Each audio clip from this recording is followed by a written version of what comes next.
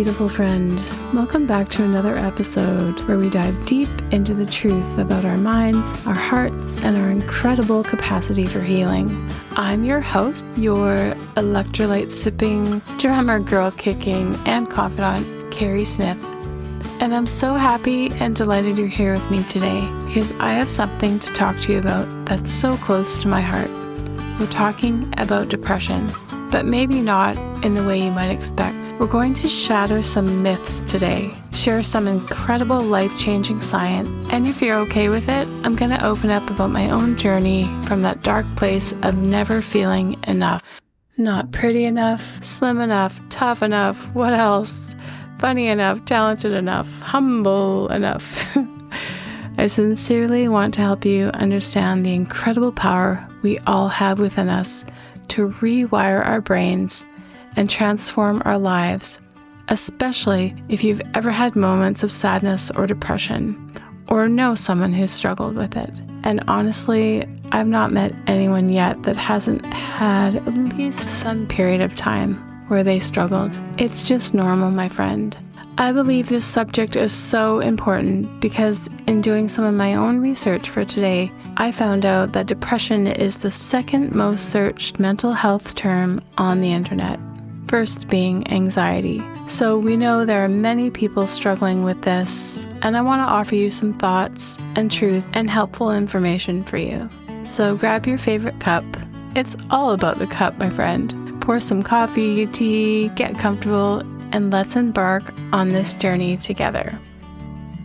Before we dive in, let's address the elephant in the room. For decades, we've heard that depression is just a chemical imbalance in the brain and that we need medication to fix it. We've been told our brains are broken and we need pills to be balanced. But here's the emerging truth from top psychologists and researchers like Dr. Joanna Moncrief and Dr. Caroline Leaf that idea has been debunked. Major reviews, even one in molecular psychiatry, found no convincing evidence that depression is caused by low serotonin or other chemical imbalances. Research also revealed that the most of antidepressants' effects come from placebo responses, not chemical correction, and benefits are minimal for many people. I know this can be tough to hear. Hearing it's not your fault gives relief and feels safe, a story we hold on to. We wear that explanation like a badge. I'm not faulty. I have a disease. But I invite you to open your mind and heart to this. The chemical imbalance story was never true, and knowing that truth can be your doorway to freedom, a path towards deeper, more meaningful healing.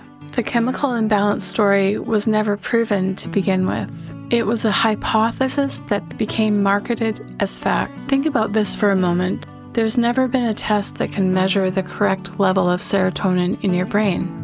There's no blood test, no brain scan that can tell a doctor, aha, your serotonin is too low. That's why you're depressed. In 2022, a comprehensive review analyzing decades of research and found no convincing evidence that depression is caused by low serotonin levels or any chemical imbalance. Doctors stated that this idea had been influential for decades, but the evidence is just not there. Dr. Caroline Leaf has also been saying this for years in her research. She points out that when we look at brain scans of people with depression, what we actually see are changes in brain structure and activity patterns. But these changes are a result of repeated negative and toxic thought patterns, not the cause of them. This might be the first time you've heard this. It has been proven, it's just not in the mainstream media because it disrupts the narrative and yes, probably costs pharmaceutical industries millions. And I know this might be tough to hear. Trust me, I get it. I see you, I understand. People have their own story and their own circumstances. Here's what I've discussed with others. Many people do feel better when taking antidepressants, but it's not because they correct a chemical imbalance. Instead, simply taking a pill can give a mental lift, often to start shifting entrenched negative thoughts and behaviors. SSRIs can numb emotions, which often leads to less sadness and then we assume that must be real healing. But true healing happens when we go deeper, unpacking thought patterns, belief, and neural wiring. We address the root of our pain, not just mask symptoms. We need to understand what depression really is and where it actually comes from. Because here's the beautiful truth. If depression isn't a fixed chemical problem, that means you have far more power over it than you've been told, and the ability to get better is in your hands, and it can start today. So, if depression isn't a chemical imbalance, then what is it? Let me share what I've learned from years of studying the brilliant work of pioneers in understanding the mind-body connection. Depression is a signal, a symptom of deeper patterns in our thinking, our neural networks, and our belief systems. It's our brain's way of saying something needs attention here. Think of it like a check engine light in your car. The light isn't the problem. It's alerting you to something that needs to be addressed under the hood. Something else I've discovered in years of research and learning that blew my mind, mostly because no one had ever taught me this fact, that our thoughts are real. They are actual physical structures in our brain. This isn't metaphorical. This is measurable, observable science, and it's amazing. Every time we think a thought, we build a neural pathway. When we think the same thoughts repeatedly, especially negative, self-defeating thoughts, we strengthen those pathways, deepen those pathways until they become like superhighways in our brain. Another fascinating thing about thoughts is that a healthy, positive thought looks like a beautiful tree with leaves and deep roots, and negative thoughts look kind of like a gnarly, black, dying tree, one you'd probably seen in a Halloween photo. It's not pretty. So we know that our brain is affected by the kinds of thoughts we have every moment of every day. Let me paint you a picture. Imagine your brain is like a field of fresh snow. The first time you walk across it, you leave footprints. If you walk the same path again and again, you create a well-worn trail. Eventually, that trail becomes so deep and well-established that it's just the easiest path to take, even when it's not where you want to go. Depression often develops when we walk the same negative thought patterns so many times that our brain automatically goes there without any other choice. Thoughts like, I'm not good enough, or I'll never be happy, nothing ever works out for me, or I'm just broken. Even just saying the words, I'm sad, or I'm depressed, or I have depression, can negatively impact our mind, brain, and body. We have physiological effects almost immediately. These thought patterns don't just affect our mood, they affect our entire physiology. When we think depressive thoughts, we trigger a cascade of stress hormones like cortisol. Over time, this chronic stress response affects our immune system, our sleep patterns, our digestion, even our posture, and the way we move throughout the world. Many people experience severe lack of energy. You feel tired even when you've slept, but this is why. Our thoughts are affecting our body. Are you catching on, my friend? This is so important. Another part to consider is that our subconscious mind is always listening to what we tell it, and it works tirelessly to make our dominant thoughts our reality. If we consistently tell ourselves, I'm depressed, our subconscious mind says, okay, let me help you be really good at being depressed, and it will find evidence to support that belief and dismiss evidence that contradicts it. I know this is not sounding good, but don't be afraid. There is a way to the light, to healing and better health, and it's just around the corner. The beautiful truth that changes everything is just as we created these pathways, we can create new ones. Your brain has what scientists call neuroplasticity, the ability to reorganize, adapt, and create new neural connections throughout your entire life. This means you're not stuck with the brain patterns you have today. There is hope. Let me take you on a journey through time to understand how depression has been viewed throughout history, because this perspective is crucial for understanding what we're really dealing with. Depression, as we understand it today, has been with humanity throughout history, but it's been called different things and understood through different lenses. In ancient Greece, Hippocrates called it melancholia, literally meaning black bile, because they believed it was caused by an imbalance of body fluids. Gross. In medieval times, it was often seen as a spiritual affliction, or acedia, which is a kind of spiritual listlessness or just not caring about anything.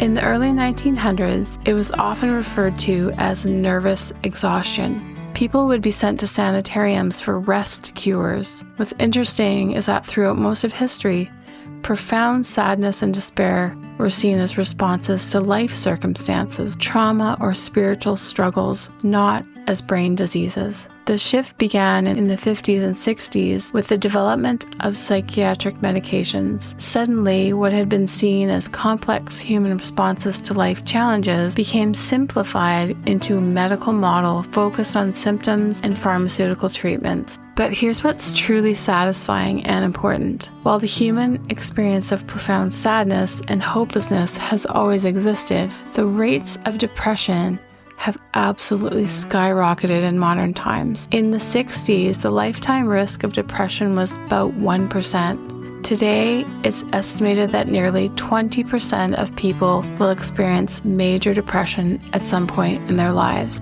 This dramatic increase tells us something crucial. This isn't about brain chemistry or genetics. If it were simply a biological disease, we wouldn't see such a dramatic increase in just a few generations. This points to something environmental, something about how we live or how we think, how we relate to ourselves and others, and what we've learned to believe about ourselves and the world. The roots of depression often trace back to our earliest experiences and the messages we receive about our worth and place in the world. Dr. John Deloney talks about this beautifully when he explains that depression often develops when we've learned that we're not safe in the world, either physically, emotionally, or relationally. Maybe we received messages that we weren't enough, not smart enough, pretty enough, successful enough, not worthy of love just as we are.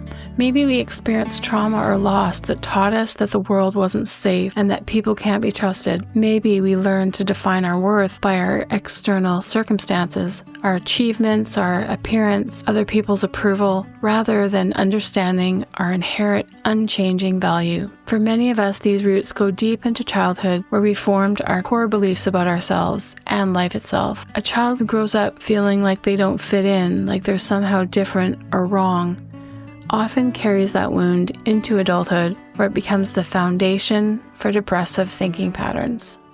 Let me share a deeper piece of my heart with you, because I think my story might mirror your own in ways that could help you understand what's really happening in your mind and body when depression takes hold. Growing up, I deeply struggled with feelings like I didn't fit in with my own family. I was adopted as an infant into a large family with lots of extended family, and as I grew, I realized when I would go to family gatherings and weddings, they were all so beautiful, so slim, mostly blonde, blue-eyed, and I wasn't. I was different, with my dark hair and olive skin, brown eyes, and in my young mind, when I felt different, it meant not enough. I would look in the mirror and think things like, "You're too big, you don't look like them, something's wrong with you." I would compare myself and look at photos thinking how I stood out in ways that felt wrong.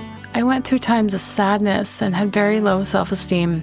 My thinking was so defeated and negative towards myself. What I didn't understand then is that every single time I had one of these thoughts, I was literally building neural pathways in my brain. As I explained a few minutes ago, that thoughts become embedded as physical structures in our brain. Each time I thought, "I'm not pretty enough," my brain was growing proteins to support that thought pattern, making it stronger and more automatic. Feeling of not being enough became the soundtrack of my inner world. I was constantly focused on my weight, obsessing over food, thinking nonstop about how I couldn't lose weight and how that meant I wasn't good in any way that mattered. But what was happening beneath the surface, and I couldn't see at the time, those thoughts weren't just affecting my self-esteem, they were affecting my entire physiology. The thoughts consumed me. They played like a broken record in my mind from the moment I woke up until I fell asleep. I was trapped in toxic thinking patterns, and I thought this inner dialogue was just normal, that everyone had this constant critical voice in their head. As I grew up, I managed to put aside some of this thinking. New thoughts came and went in my life, some better, but even in the back of my mind, these thoughts were still there. Maybe they sounded a little different, or other things became more important. but they would creep back and get louder throughout different periods in my life. About 10 years ago, I was having a really rough year. I felt depressed. It was a little more constant, and I didn't know what to do. I knew I didn't want medication. I wanted to find a more natural way, and I remember praying to God for help. That summer I went to camp where I used to volunteer often. My friend invited me to come and just relax. She knew I was having a rough time. A couple of days after I arrived, we were chatting, and she told me about an incredible scientist and author that had helped her a lot. So I started reading and researching her material. I could not get enough of her books that summer. And for the first time, I learned about thoughts.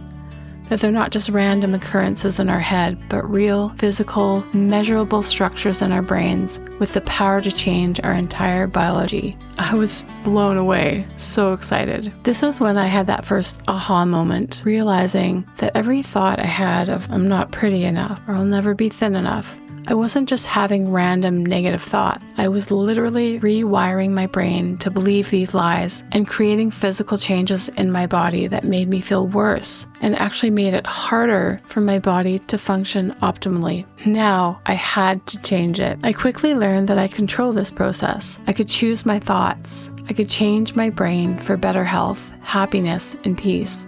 I quickly started feeling so much better. I began accepting myself for who I am. No matter what size, the color of my hair, or if someone was a better singer or a better cook, all the things that mattered to me. I stopped comparing and started loving myself because the more I changed my thinking, the more free I felt, more calm, and so much more joy. And no, it's not perfect every single day, but now I'm quick to catch myself if I start thinking a certain way or the words I speak become negative again. I'm ready with the right responses because I've practiced them for so long now. Honestly, there are days when I think I could be really sad about this certain situation, but I'm not because I've trained and practiced more positive neural pathways in my brain. It's so amazing that we can change this part of our lives. I hope you don't mind, but I just want to nerd out for a couple more minutes so you can really understand how this works. For decades, scientists believed that adult brains were actually fixed, that you got the brain you were born with and that was it. But research over the past 30 years has completely revolutionized our understanding. The discovery of neuroplasticity, the ability to reorganize, adapt, and create new neural connections, was an incredible discovery, and it changed everything. Research now shows that we can actually prune away old toxic thought trees and grow new, healthy ones.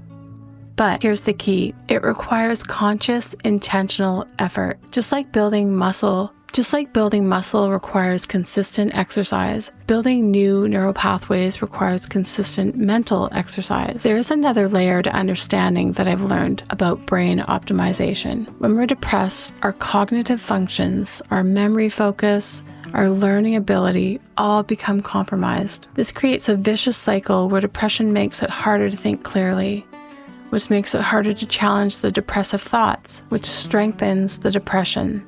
But research also shows that when we begin to improve our cognitive function through specific mental exercises, we actually create what is called cognitive reserve, extra mental capacity that helps us break free from automatic negative thought patterns. Another crucial element is the subconscious mind. Our subconscious mind is like an incredibly powerful computer that's running programs in the background of our consciousness. These programs were installed in early life, and they're designed to keep us safe and help us belong. I mentioned this last week, how our subconscious mind doesn't distinguish between what's true and what's familiar. If we grew up hearing, "you're not good enough," our subconscious mind installed that as a safety program. It thinks, if I keep this person believing they're not good enough, they won't take risks, they won't put themselves out there, they won't get hurt. The beautiful part is that our subconscious mind is constantly listening to what we tell it, and it's incredibly obedient. If we keep telling it, "I'm depressed, I'm broken, nothing ever works for me," it says, "Okay, let me help you be really good at that." But when we start consciously choosing different thoughts and speaking differently to ourselves, our subconscious mind says, "Oh, we're changing programs? Great. Let me help you be really good at this new way of being." This is why the work of changing our thoughts isn't just positive thinking. It's literally rewiring our brains at the deepest level.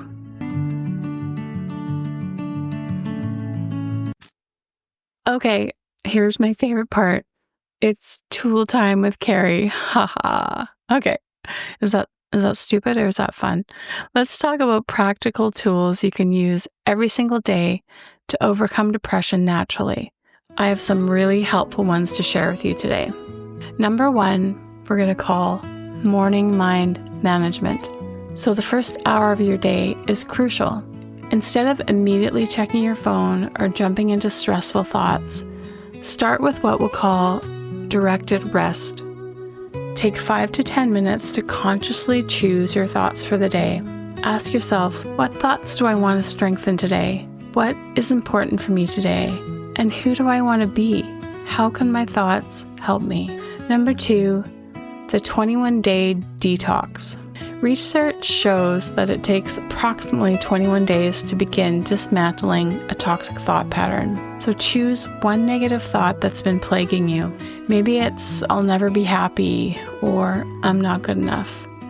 Every time you catch yourself thinking this thought, stop and consciously choose a replacement thought. I ask my clients to write down the most pervasive, annoying, negative, repetitive thought and write down the replacement. For example, if you're always saying, I can't do this thing, or this job, or this relationship is killing me, how about replacing it with, I'm learning and growing every day to be better at blank, and I can feel myself improving. Another way to think about this is to tell yourself a better lie. This is the time that lying is allowed. You might say, I can't, I'm not that thing, or I can't believe that will happen. Well, I promise you this will make a difference. We lie to ourselves all the time when we say bad things about ourselves, don't we?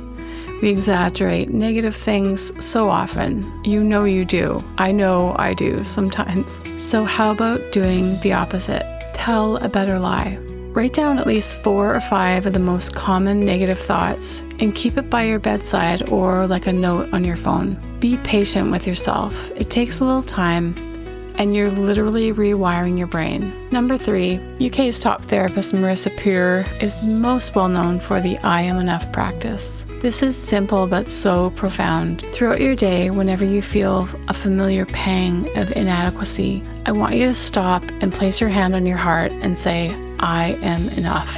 Your subconscious mind believes what you tell it most often with the most emotion. So say it as many times as you need to throughout the day. I am enough. Number 4 is the gratitude rewire. Before bed, I want you to write down 3 things you're grateful for. But here's the key.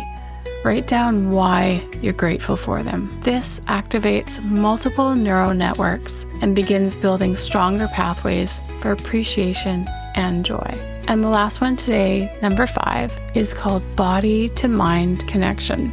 Depression isn't just in your head, it's in your entire body. Gentle movement, even just 10 minutes a day of walking or stretching, this changes your brain chemistry naturally. Deep breathing activates your parasympathetic nervous system and tells your body it's safe to heal. I want to add one more important thing.